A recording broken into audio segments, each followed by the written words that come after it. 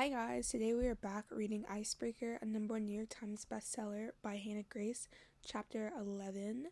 If you want to see previous chapters, they're on my page, and yeah, let's do chapter 11. Anastasia.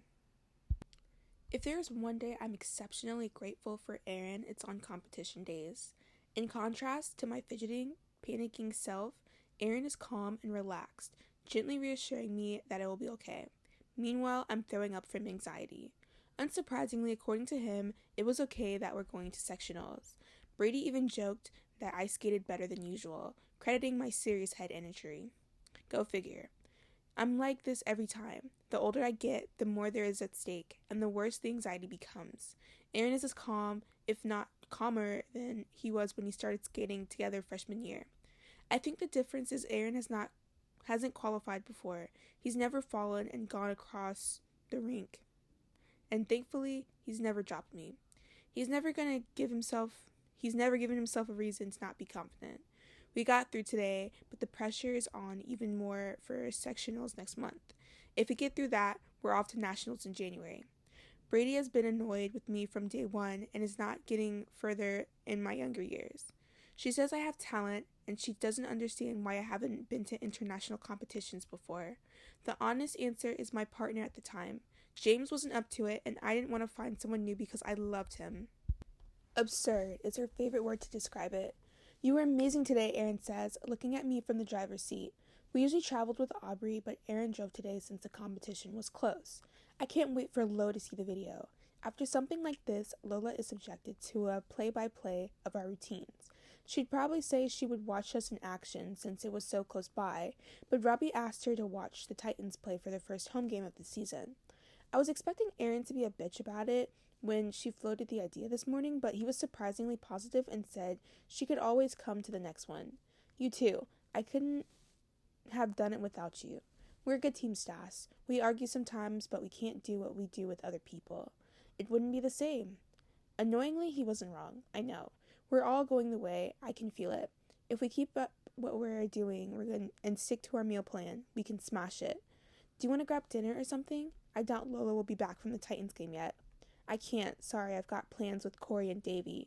We're going for drinks. My phone buzzes in the cup holder, and I reach for it seeing Lola's name flash up. Lols, your man is fine as hell. Jeez. Why did I just do that, bro? He isn't my man.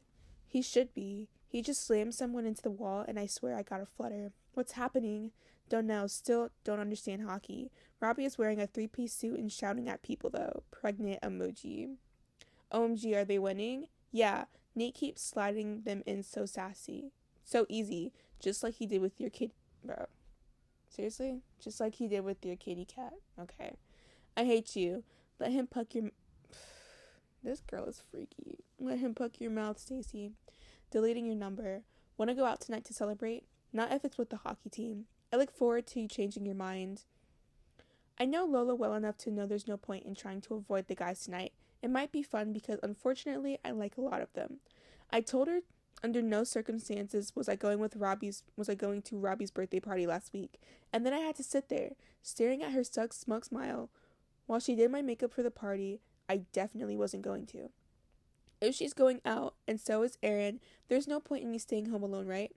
That's okay. Lo messaged to me saying she wants to go out anyways, I tell him, stuffing my phone back into the cup holder. Trust Lola to get involved with a hockey guy of all people. He tuts, checking his mirrors before turning onto the road. At least Rockwell isn't a total jackass. I make a mental note to remember that. Ryan will be thrilled. He's only a bit of a jackass, not a total one. Regardless of what he's feeling, I have had about the hockey players, Robbie is great with Lola. He's thoughtful and kind, but most importantly, he treats her with respect she deserves. And even his parents were very sweet during her impromptu meeting with them, proving Robbie has been raised right, unlike some people I know. He makes her happy, and it's none of our business. It will be when she gets knocked up by and ghosted. This argument isn't worth it. I'm sure it'll be fine. You should stay away from them, Stassi. They're bad news for you. You don't always have to go where Lola tells you to, you know. The words are on the tip of my tongue. I swallow them down, desperate to not ruin what otherwise has been a great day. Okay, I don't bother telling him. I'll be spending the night with the exact people he wants me to avoid. Despite not wanting me to spend time with myself, he doesn't want me to either.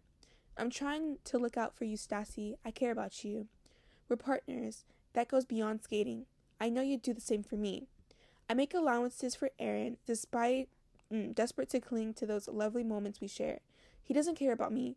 He doesn't care about Lola. But sometimes, like now, he says something that makes me question his real motives. There are times when the idea he'd say something bad about either of us feels impossible, when he's fiercely loyal and protective without being toxic, and when the three of us are tucked up together in our living room watching movies and laughing. And then there are times like now when the nasty streak has seeped through the cracks. Sometimes it comes out of nowhere. It feels like whiplash, making me wonder if I know him at all.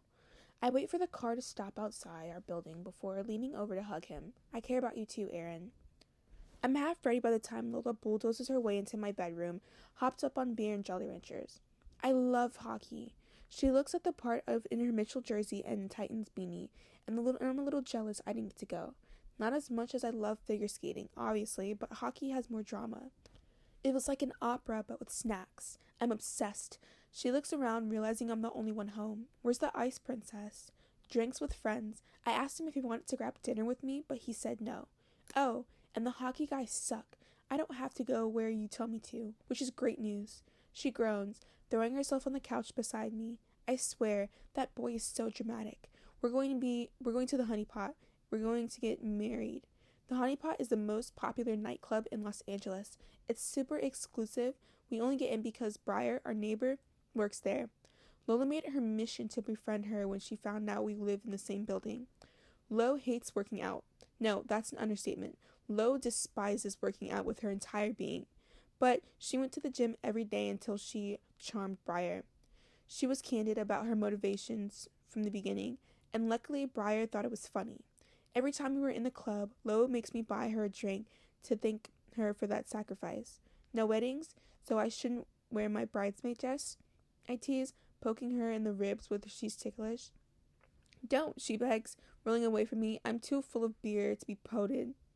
Stretching out, she kicks off her sneakers and reaches for the blanket draped on the back of the couch. As soon as I've had a micro nap, I'll start getting ready, I swear.